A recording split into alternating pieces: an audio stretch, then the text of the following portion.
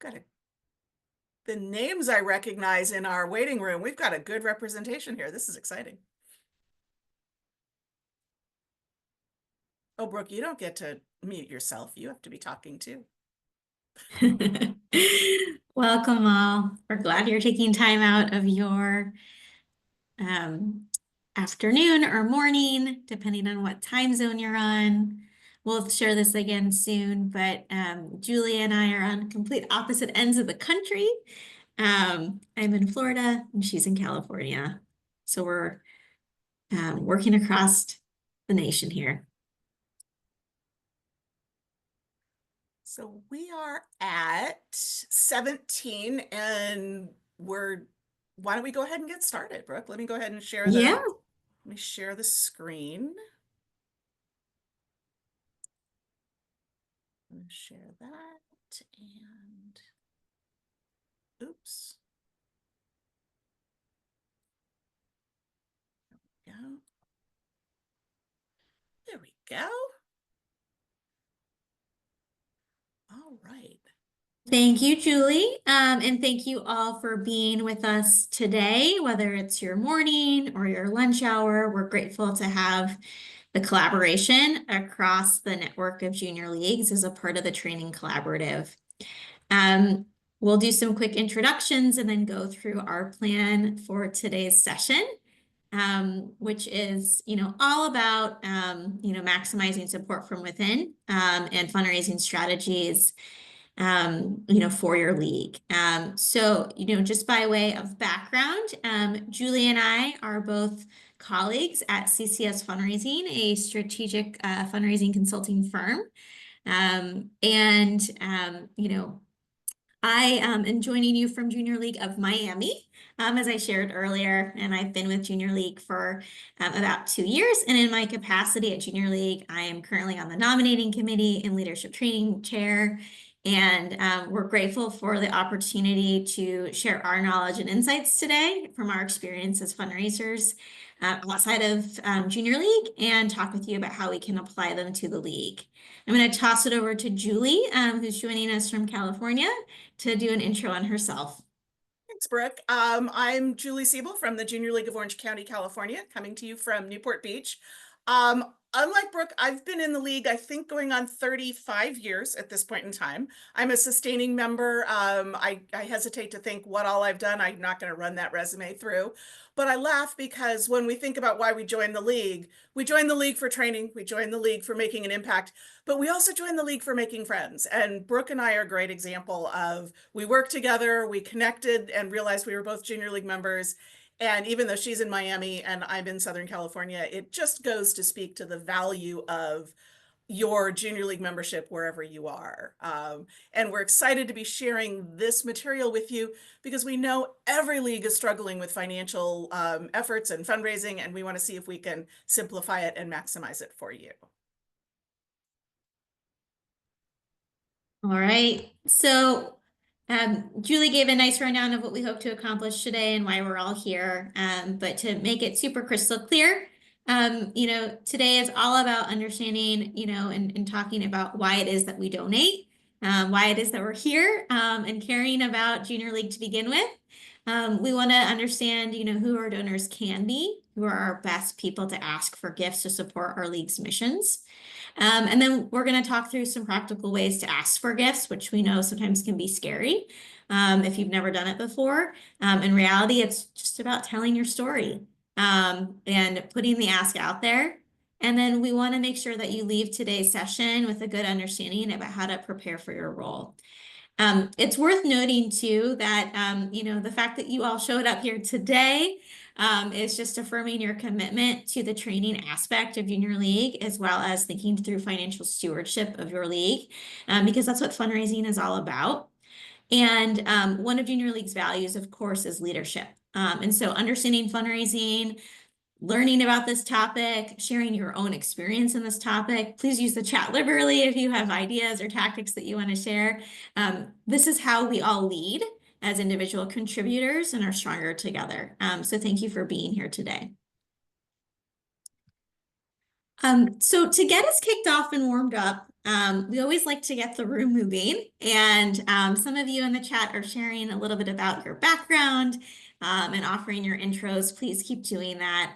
It's good to know who's in the room with us today. But we want you to just think about a word or a phrase that comes to mind when you think about your league. Um, what comes to mind? What's the thing that motivates you? What's the reason why you're involved? And drop it in the chat when we'll give everyone just a few moments to do so. But we'd love to see, what you think about when you think about your junior league.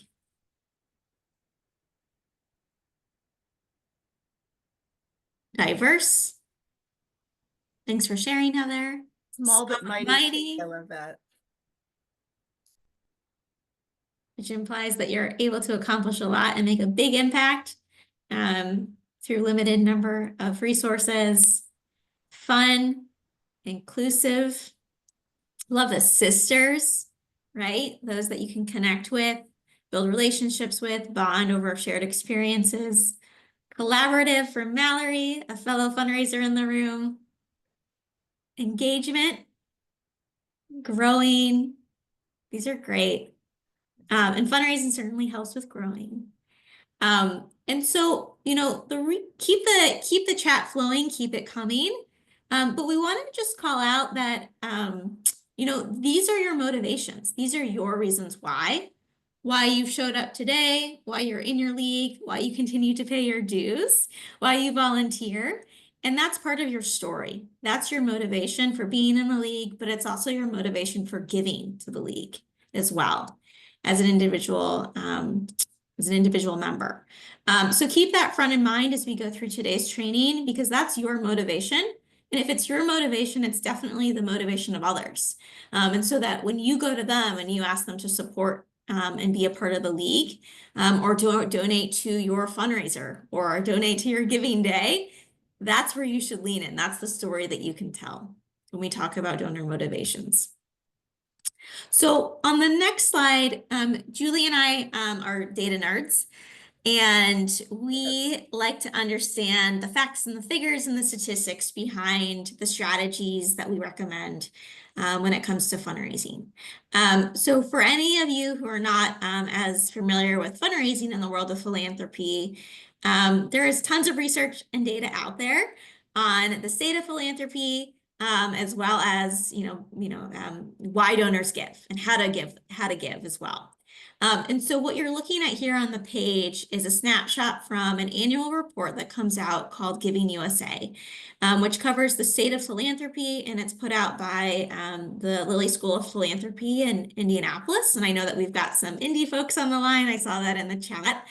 So welcome. And I'm a Hoosier native myself.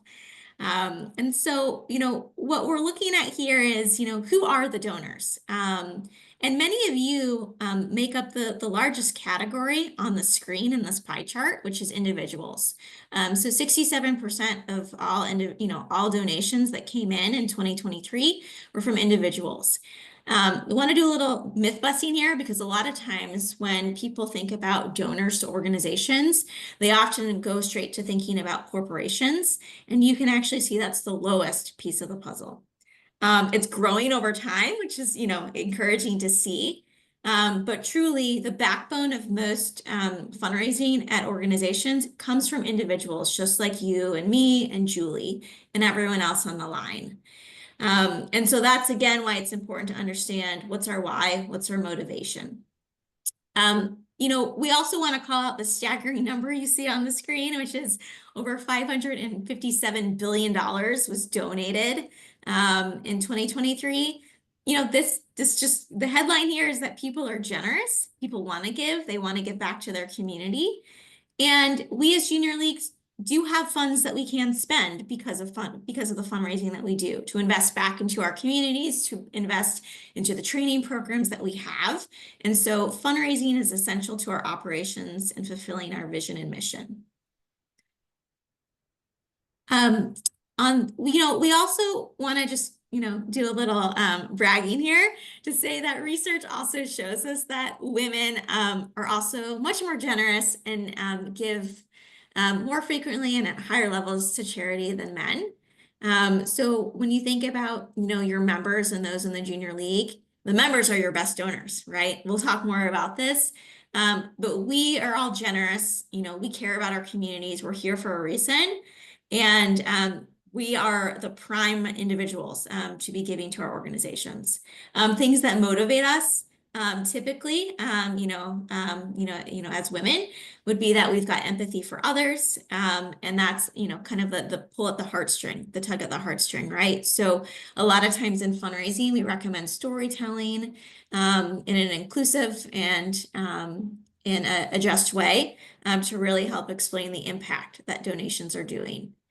The other piece to know, and there are statistics across the board on this, but people give more when they know the organization firsthand and when they're involved, whether they're on the board, whether they're on a committee, whether or not they've volunteered once, they are more likely to be donors, which makes sense, right? So if you show up to a food drive, right, through an organization that your junior league, for example, supports, you now know about, the reason of the need. You've experienced it firsthand. And so you're more likely to ask questions, learn more, and really understand the impact, right? So those who donate are also more likely to be donors, to be volunteers as well for an organization. And Brooke, I would jump in and say not only give, but give more. You know, Mm-hmm. the guys and the men and the people who don't volunteer will give a transactional gift, something quick and easy, something that's comfortable for them. For those of us who volunteer and we're embedded in an organization and we understand its why and its mission, we're going to make an effort, or your individual donors are going to make an effort to give a more transformational gift, a more significant gift, which actually leads us to the quote on the next slide. I'm going to jump in real quick here. Colleen Willoughby is a past president of the Junior League of Seattle, so shout out to all of my West Coast folks. She's also the founder of the very first Women's Giving Circle, and that grew out of her Junior League experience. If you talk to Colleen, if you have the opportunity to hear her speak, go do so. She is elderly and not doing as many speaking gigs now as she did in the past, but she really elevates the importance of women as volunteers and women as donors because we want to know what it is we're giving to. I love this quote here. It's like expressing philanthropy. It's more than just addressing a need. It is finding a solution. And isn't that going back to the very mission of what we are as Junior League members? We require planning and analysis and preparation and execution, whether that's a junior league project or a fundraising, it's all the same. We are being intentional about our impact. We're being thoughtful about our impact. So as you're thinking about fundraising, both Brooke and I want to remind you, fundraising is not just throwing spaghetti on the wall to see what sticks. It's thinking about who your donors are and your approach in the most strategic way and in a way that maximizes your ability as a league. Because unless you're one of our really large leagues these days, staffing, woman power is very limited, and we're going to get into that a little bit later. But I love this quote from Colleen, and we wanted to make sure we included it in this process. Such a good example, Julie. And, we want to boil it down to, why it is that people give and things that you can do to think about as you prepare for fundraising for your league. And it just boils down to three key areas. So trust, I trust the organization to do the right thing and use the money wisely. So that's so essential, right? So this is where we often think about, are you reporting out on the impact? Are you showing to your league members, an annual report? Are you explaining to them how you've been using the funds to make a difference in the community, right? So that's transparency, that's trust. Share it, be proud of the impact that you're making. It's easy to do, right? More so than ever, people are leaning into online giving, digital platforms. So, some of the barriers to giving can be easily removed if you think about the frequency in which you ask people and the different methods that you offer them to do so. I know, for example, in Miami, we have a Give Miami Day. And what's so helpful to me is I get about, 6 text messages or 6 forms of outreach in one day. And it's really easy, things are linked, and it's really hard for me to not donate, right? It's just an easy process. And I care about the mission, right? So, you have a natural built-in group of individuals who are willing and ready and able to give because they care about the mission. We'll talk more about levels in a bit in terms of what giving looks like. But trust, ease, and mission, those are all the key reasons why people give. So we wanted to just kind of give you a word cloud of sorts about who today's Junior League donors are. We've offered some words here on the screen. Please use the chat if you have other words that come to mind when you think about who your donors are. And this is really important to thinking about, how do you report out to them? How do you engage them, right? We have words on here like results driven. That speaks to impact reporting, right? We as Junior League members, we care about metrics, right? Meeting goals. And the same thing goes through when reporting out on our impact in the community. And what we're able to do with our finances from fundraising. So results driven, we are civic leaders, we are catalysts for change, we're engaged, we're curious, and strategic. So again, just a few words to think about, who the donors are in Junior League today.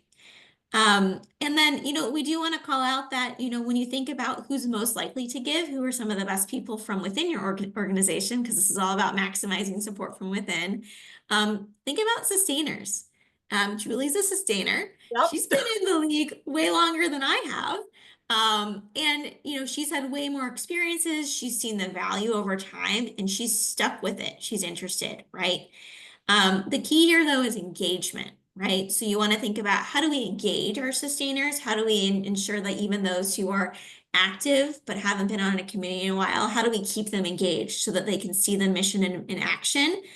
And this could be thinking about, some of the best people to, think about as donors could be those who've been in board positions, those who've chaired committees, those who host events at their home for fundraisers.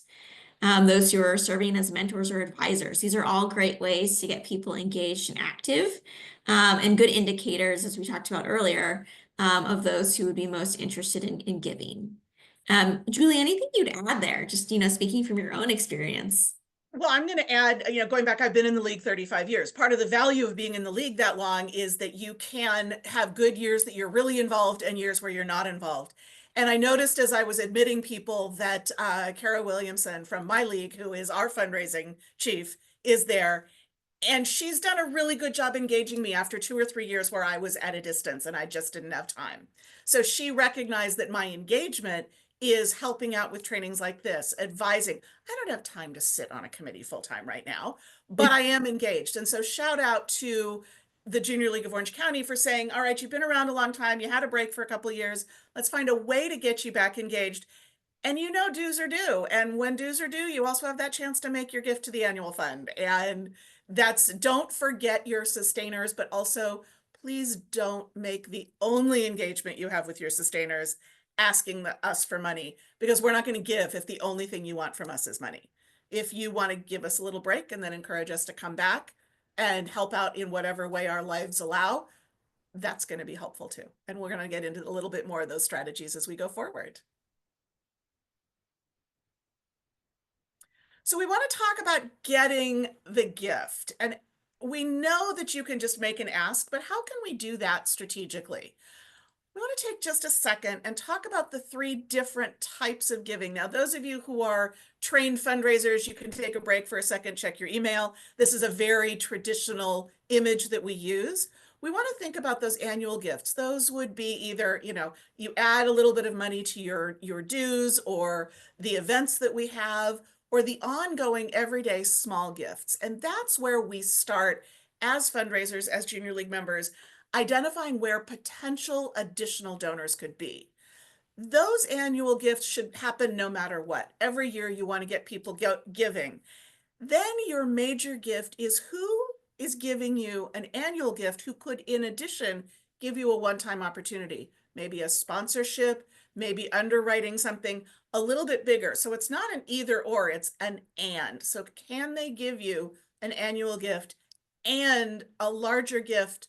The amounts depend upon the organization, but think of $100 at an annual gift and $10,000 at a major gift, or $5,000 at a major gift. And then the top of the pyramid is legacy giving, planned giving. Are your donors thinking about maintaining their legacy after they pass by including the Junior League or any other organization in their estate plans? And you're not going to get someone making an estate gift if they haven't been giving to the organization, giving to the Junior League all the way along. It strengthens those lifelong relationships. Brooke, anything to add on this sort of very traditional model of types of fundraising?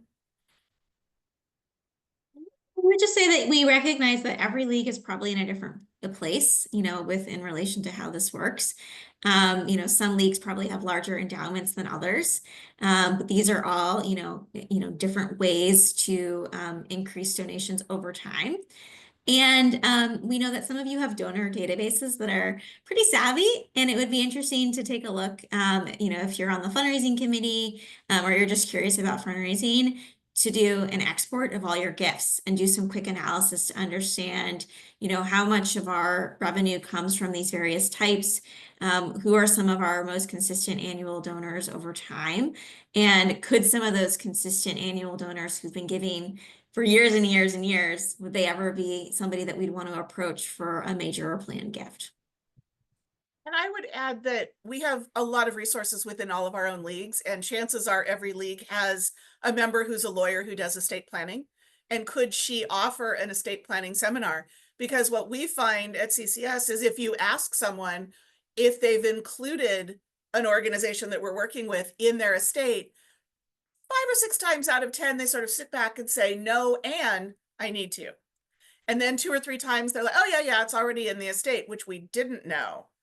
It's probably 1 in 10 people who cross their arms and sit back and say, no, I'm not going to do it. It just, if you open the conversation, it elevates the conversation and it gets people thinking about it. Not that we ever want to realize those gifts. We want to wait as long as possible to actually realize the gift, but to know that someone has included you in their estate is just a great opportunity to be nice and to steward them and to help them feel really appreciated. When we talk about all three of those, we want to talk about three main strategies: acquiring, renewing, and upgrading. Now, acquiring donors is the hardest thing to do. You have to make the case, you have to add new donors to your existing donors. And when we talk about the expense of that, we're not talking dollars, though there are some dollars. It's the expense of resources, woman power, time, the need to have multiple conversations to help people understand. Whereas if someone has given a gift before, it's much, much easier to just remind them and have them renew. As Brooke was saying, there's so many new tools available that weren't around 5, 6, 7 years ago, but you can have someone on an automatic renew on their credit card if they're willing to do that. You can send out emails saying, thank you for your gift last year. Are you going to renew this year? And then, of course, as the cost of living increases, as your fundraising becomes more robust, you want to make sure people increase their giving. So if you had someone giving at $500 a year for 5 or 6 years, it's time to have a very gentle, gracious conversation about, is it time to move to a $600 gift or a $700 gift? Is it time to move from $10 to $25? And in that conversation, you want to help them understand why. Rent, cost of travel, cost of projects, opportunity to grow a project within the league, and it needs a little bit more money. What is the reason for the upgrade? So we want you to be thinking about not only acquiring new donors from your new members, from your new community partners, from individuals that you are networking with and would be interested in supporting the league. We really want you to lean into renewing those. So it goes back to the database that Brooke was talking about. Do you know who gave for the last 5 years? Sometimes it's a really sophisticated database. Sometimes it's an Excel spreadsheet. Either one of those works. And you just want to be able to know who gave for the last 5 or 6 years, what their giving history is, so that when you go to talk to them, you can make the pitch at the right level and they feel like they've been heard and they've been recognized over the years. So you also want to know, just to reiterate, here are some questions about, as you're thinking about these conversations, Know what it is you're going to be asking for. There's nothing worse than walking into a conversation or sending a letter that's way off base, that is just not the right amount, not the right person, not the right project. So, what is the invitation you're asking of them? What is the process? Are you inviting them to kick something off, or are you inviting them to join you in an ongoing journey? Is this their first time gift or their renewal? Are you following up? Because Brooke made an ask 3 weeks ago and we haven't heard anything, she might reach out to a sustainer and say, hey, Julie, could you give her a call and see if she's forgotten about this ask? How do you graciously but thoughtfully follow up on those asks that are out there that haven't necessarily been closed? Now, remember that a personal solicitation always goes a lot farther than a generic one. So if you're sending a handwritten letter, make sure it is addressed to the right person, not Mr., Mrs., what have you. If you're sending a text, make sure it's a personal text. If you're sending an email, make sure it's personalized. There's nothing worse than generic.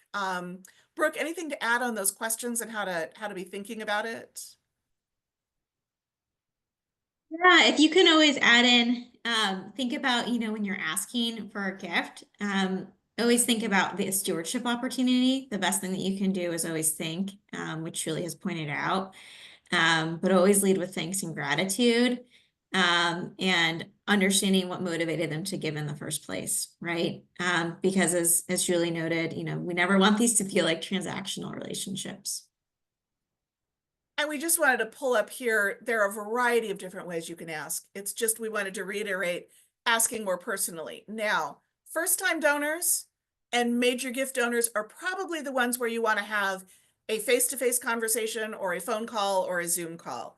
Renewal and upgrade, if you are running short on staff, you're running short on resources and time, those could be an email that's a personalized email.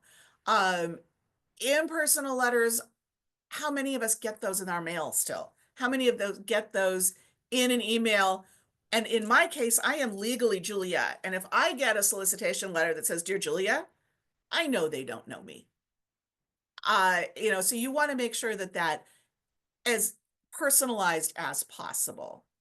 And 10 years ago, it was all letters, but it doesn't have to be a letter with with a stamp on it, though that doesn't hurt if you want to. But you can use emails, you can use texts, you can use phone calls, you can use conversations as you run into somebody in line at Costco or at the tennis court or at the carpool line picking up kids. But personalized conversations, plural, be persistent. A single ask, we are all busy. I mean, I've got texts going off right here. I'm ignoring them. We're all busy. We're going to miss oftentimes the first invitation to request to make a gift or the first conversation. So you want to look at a communications plan. We're junior league members, we plan everything. So what is that arc of an ask? It's not a single ask. Brooke was talking about Give Miami Day. I guarantee you that they've been planning that arc of conversation for weeks ahead of time. So even though it's a 24-hour day, they've got an arc within that day because they've planned when she's getting each one of those messages. You want to inform, you want to make the ask, and then you want to remind people. And I think Brooke and I will tell you, as all other fundraisers do, the number one reason why people do not give is they weren't asked. We'll get into that in a little bit. But remember, your communications plan should be informing, then making the ask, informing why. Why give to this organization versus every other organization that's asking? Make the ask and then remind them why their gift will be transformational, why their gift will make an impact. Then as we're moving on, oops, went too far, sorry. So as we're talking about making that ask, make sure you let them know how their gift is going to be used. Don't just ask for $10. What will that $10 do? How will their $10, how will their $10,000 make a difference? Doesn't matter how many zeros are on there. The donor wants to know why. It goes back to everything we were talking about earlier. We as donors want to be informed. We want to know how our work is going to make a difference. What's the goal? Is it just to raise money? No. What are we trying to do? That goes to our mission, that goes to our league vision, that goes to our projects and our impact. We want to make sure that we understand what their motivation is. So I'm thinking about an organization I worked with where we thought we had a donor who was going to be a great giver to the organization. And he came back and he said, I love this university and I will make a gift. However, the children's hospital down the road just saved my baby granddaughters and they're having a campaign and I just made a $10 million gift to them. I'm really sorry I can only give you $1 million. Well, first of all, nobody's going to say no to the children's hospital getting a $10 million gift. And he gave the school I was working with $1 million, which is $1 million more than we had. So, it doesn't hurt to find out what their motivation is and work with them on that. People are generous. They want to be helpful, but they also want you to know what you're asking for. They want you to be prepared. They don't want you to be stumbling around. So when we talk about preparing, have a script. Don't read the script, have bullet points. Know where you're going to talk about, know what your plan is, and know what you're asking for. That's important. Make it fun. You're trying to help make a difference. Make the donor feel like they're part of the journey with you. And I think more than the other pieces, don't apologize. You believe in the mission. You're doing this because it's important to you, so don't apologize. Brooke, anything else you wanna say on this one? Just know who you're talking to, right? We haven't really, like I think, you know, I I know Julie. I know what she's passionate about. Weave that into what your pitch is, right? So talk about what makes you passionate, but also explain to Julie what you think, would strike her interest. Also connect with your own, leadership team at your league to understand like what are your own strategic priorities? What are some of your investment areas? Who are some of the, top prospects within your organization that could be interested in giving to those areas. And this all goes into the preparation, right? We're all volunteers, we've got limited time. So especially if your league is interested in doing in face-to-face asks, with sit downs, you're not going to be able to do this for every single league member. You're going to have to segment and prioritize some. So again, just know your people and know what your priorities are as a league.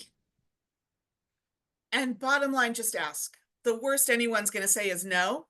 And most often they'll say, oh, I hadn't thought about a gift to the league.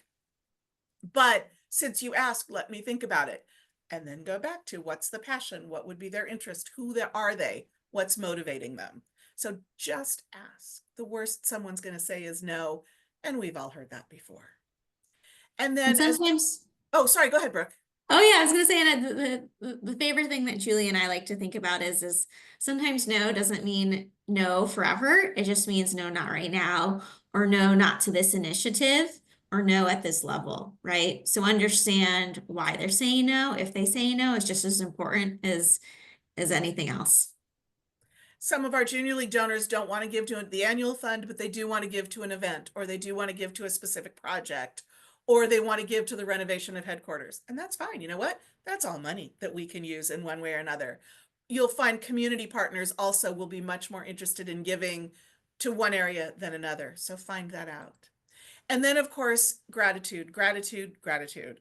The best way to ensure you get another gift, you get that renewal, is through the stewardship cycle. Donors who are not thanked regularly are donors who are not going to give you money again. And that thanking doesn't have to be formal. Obviously, you need to send one formal thank you letter with their tax deduction receipt.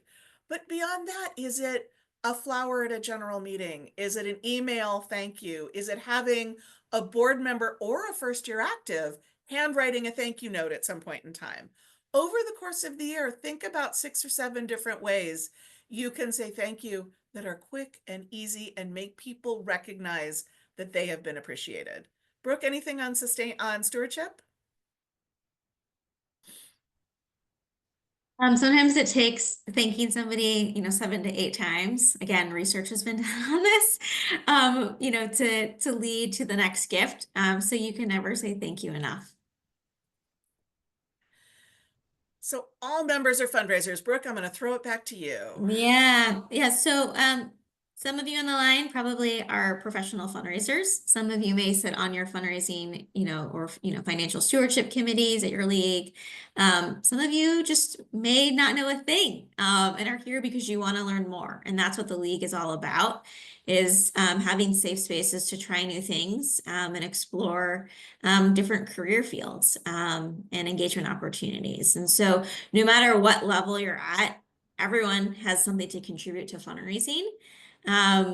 Personally, I fundraise in my life outside of Junior League, so I don't typically lean into that within my life at Junior League. But what I can do is find other ways to support fundraising through trainings like this, or through helping fulfill our mission, right? Or opening doors, making connections, right? So everyone has a role that they can play, even if you're not somebody who says, okay, actually, I do want to do the direct fundraising ask, so I want to join the committee. So we want you to just walk away knowing that everyone can have a role in supporting fundraising. We also know that, this is a fully volunteer run organization. We all have priorities, lives, commitments outside of Junior League.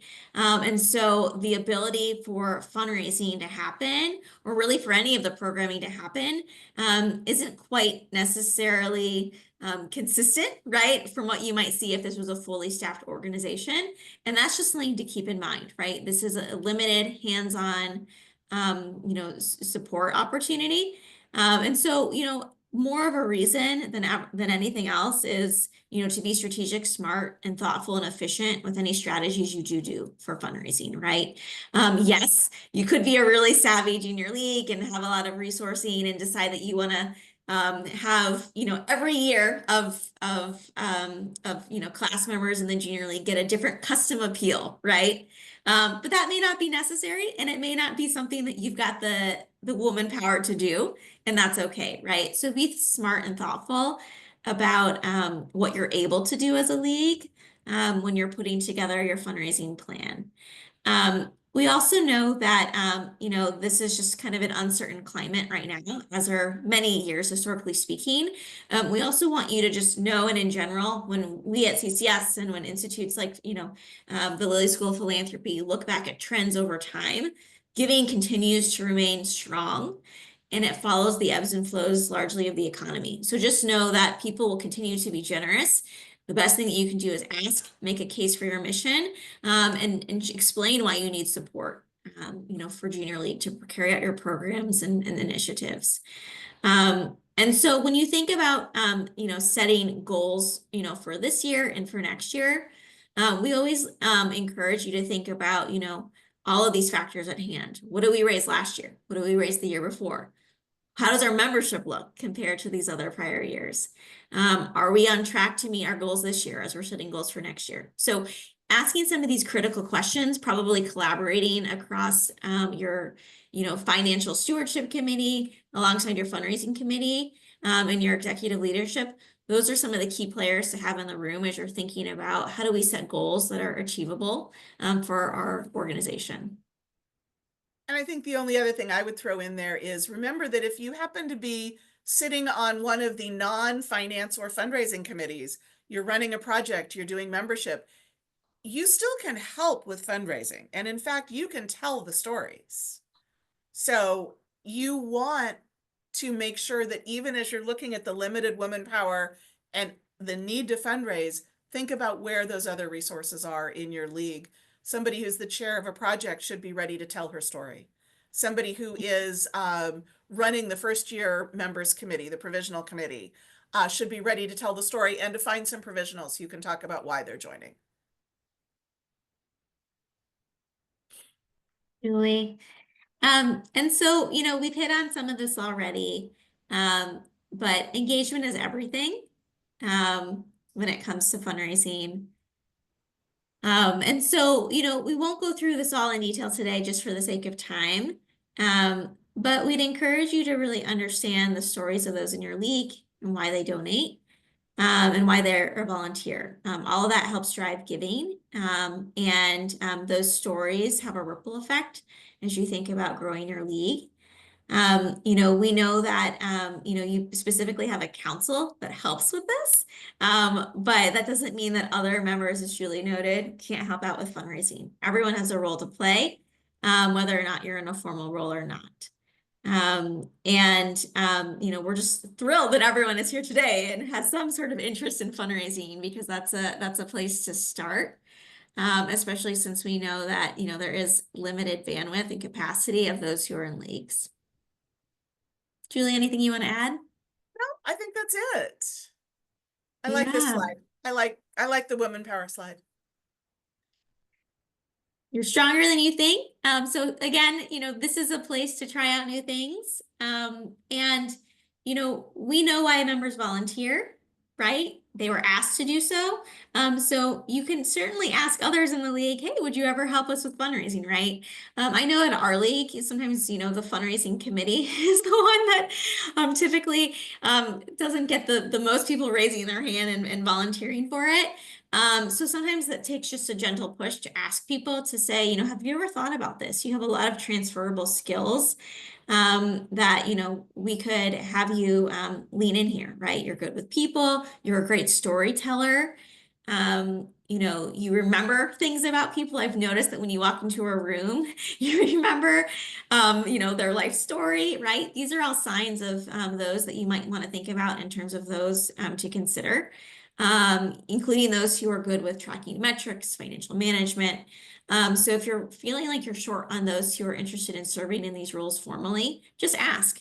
Again, just like asking for money, the worst they can say is no.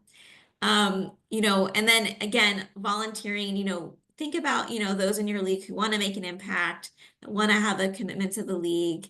We all have different reasons why we started out today's discussion, dropping in the chat our motivations, right? I joined the league because I was new to Miami from Chicago. I wanted to get to know people. I wanted to understand my local community, right? And understand what are all the organizations in Miami that need support and help and guidance. And Junior League has been a really great way for me to understand what the nonprofit landscape is in Florida, right?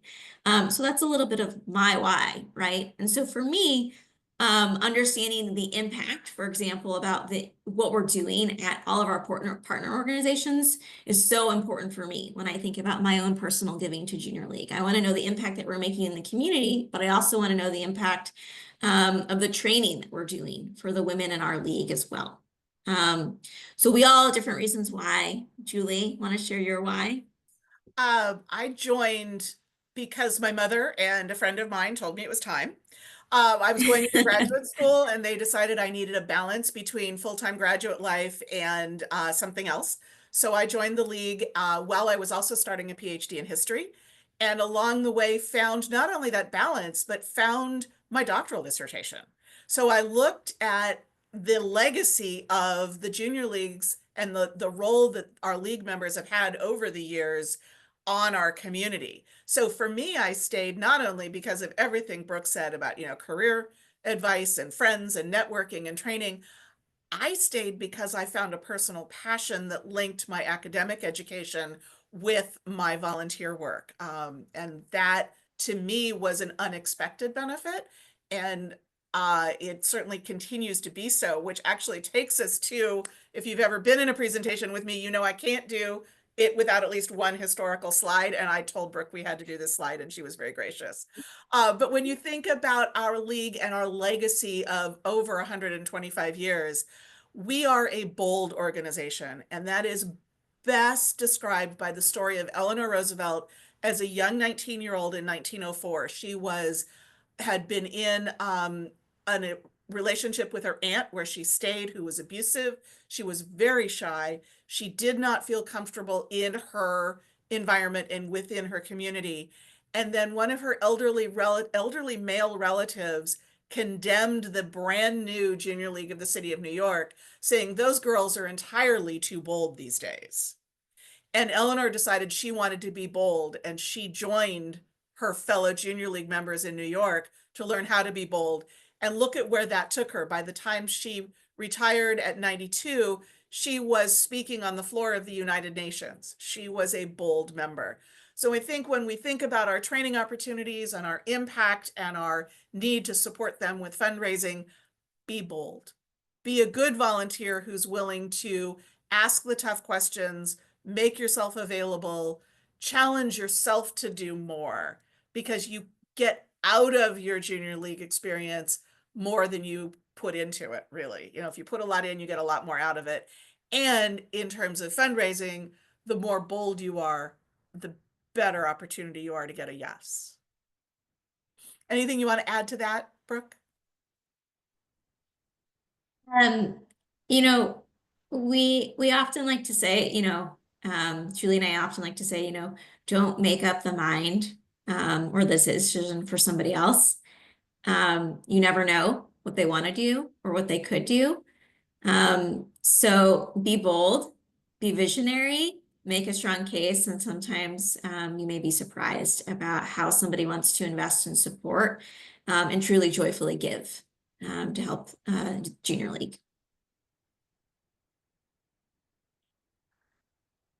So, first and foremost, remember everyone is an ambassador. Be bold, be willing to share your story, be willing to get involved in and ask, even if you are unwilling to look someone in the eye and say, will you consider a gift of $25,000 to support our league?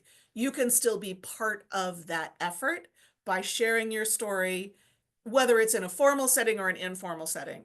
Whether you're sitting around with friends at happy hour on Friday night and somebody says, I heard there's a new junior league project. Yes, be ready to talk about it. I hear there's a new fundraising campaign. Yes, be ready to talk about it. And then call your fundraising team, call your fundraising chair and say, hey, I just made this connection with Brooke. She's interested in making a gift. You might want to follow up with her. Anything else you want to add to that, Brooke, on that one? Everyone has a role to play. Okay, fantastic. All right, I'm going to toss it over to you, Brooke. Yeah. So speaking of everyone has a role to play, and for those of you who are curious about, just as a note, how do you access this recorded training or future or past ones? There is a YouTube channel, so I just want to note that I dropped that in the chat just now, that you can click on and explore. So we wanted to just boil down, how do you make the ask? How do you tell the story? What's your pitch in a couple simple ways? And this works well, whether it's in a written appeal, whether it's in a post that you do on social media, whether it's in a face-to-face conversation. But it's really just about telling the story. Not scary. It's not scary to talk about why you're passionate and why you're involved and what keeps you involved. But it really just boils down to, think about your league. How would you describe it? Many of you led with strong words like, collaborative, inclusive, impact, right? Like that's who your league is. Those are all meaningful ways to showcase to somebody the value and the worth of investing in the league. Share your story, why it is that you're involved, right? I'm here because I wanted to learn and grow as a leader in the community and make a difference, right? So that I could be a part of that inclusive, collaborative impact. Tell a story of impact, right? Get into the numbers, right? How many women and children have you made a difference in your community in the past year? How have fundraising dollars promoted that and supported that to take place? Paint a picture of what you could do if you had more support, additional support, or ongoing sustaining support to be able to carry out your mission, right? Get specific. What do you need? Why? What difference will it make? And then ask, as we've been talking about, just ask, invite them to support your league. We always encourage direct and specific requests.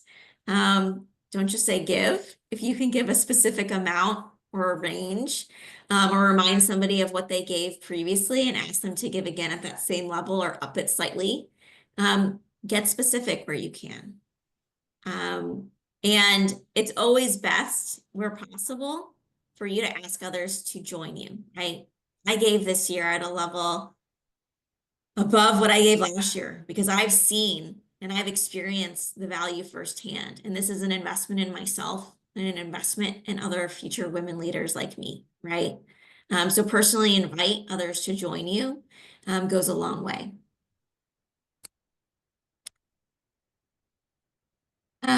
we offered here just, a couple practical tips about how to motivate, members to be fundraisers. Maybe those who are on edge, or just something that maybe you could even think about as you're planning for committees, in the upcoming year. I know at our league, we're starting to think about, chair positions and committee roles. And so some of this may be helpful as you think about recruiting and assigning placements, for the upcoming year related to fundraising.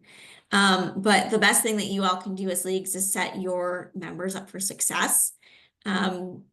Explain the expectations, confirm what their roles are, understand how they want to be trained, or what resources they need, right? Maybe this is a training you point them to. There's tons of other resources on the Association of Junior League website related to fundraising.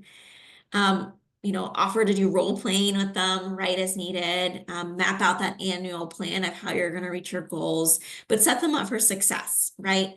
Don't let the committee come in and just say, we're going to go after this goal that's uninformed. Help explain how you've landed at fundraising goals in years past and why you think this new goal may be too ambitious or maybe not be ambitious enough, right, given other factors. So set the team up for success.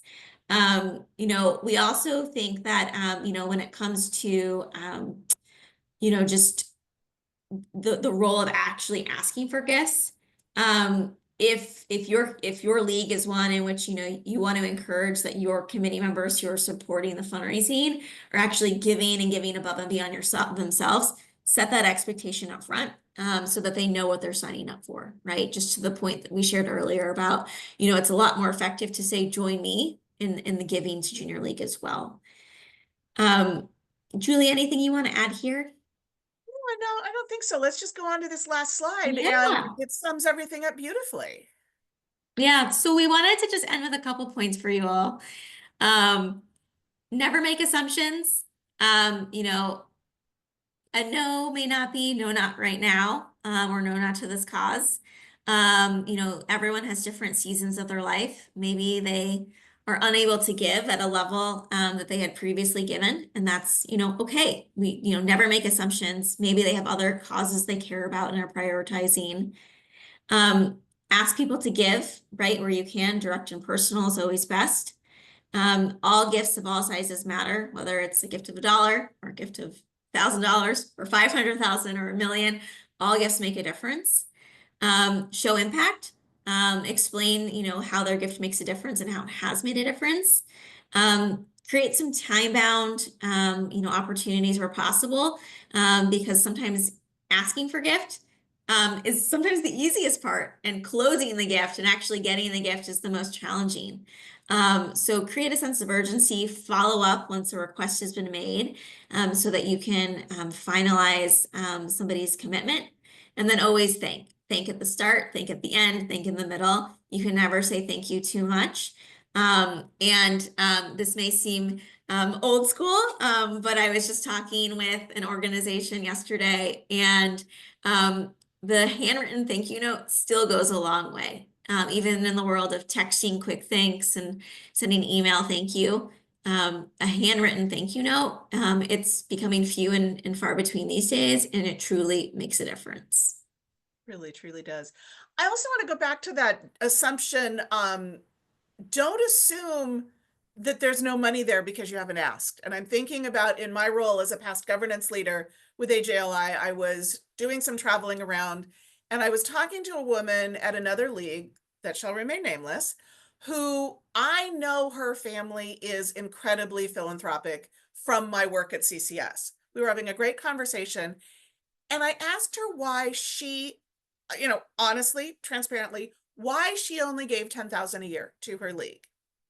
And her response to me was, because they've never asked me for more. They've never made a case for more. And this is a family that gives 8, 9-figure gifts to local hospitals, to universities, to museums. This is a family that could give significantly more.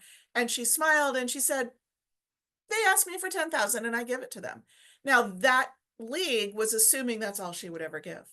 So don't ever assume that somebody's not going to give just because you feel like there's no money there, or you feel like they're not interested.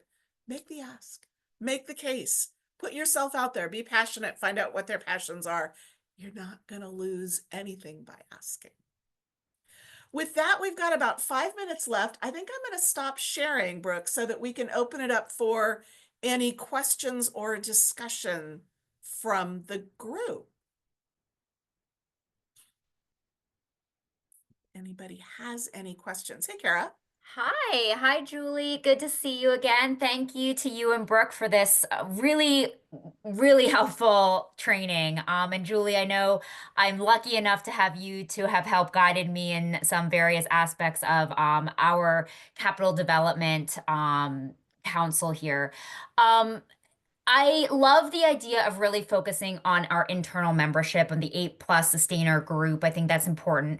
I don't think our league has done a very good job at stewarding, and so that is something I want to bring and want to focus on and want to bring to our council next year. We are a small league, so from your and Brooke's perspective, like how would you, knowing that we haven't really created this strategic plan for outreach for the sustainer group, how would you start or suggest we start to begin that outreach really at square one? Brooke, do you want to start on that one? Sure. And then I think it'd be interesting too, Julie, like you'll have that sustainer's perspective.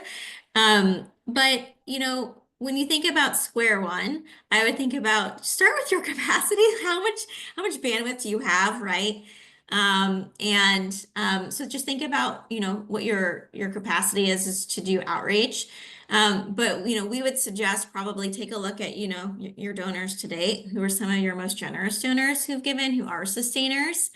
And start by maybe having some conversations, maybe with your top 10 or so, to ask them, what's kept you involved? What motivates you to give? Why have you been giving consistently? How would you like to be more involved? And starting with some of those questions, because even an initial process like that can help inform how you would go about future plans. And some of those sustainers may raise their hand and say, yeah, you know what? I'm really interested in helping with fundraising, right? Let me help you, right? And then they'll be willing to volunteer their time. So sometimes just asking for advice from your sustainers is a good way to start at a small level.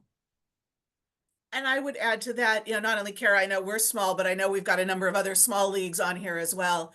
Put together a 2 to 3 year plan, because it may take a year or two to build up that momentum to get your 8+ year members, your sustainers, giving on a more regular basis. And that includes that communications plan. That includes that annual report that Brooke was talking about.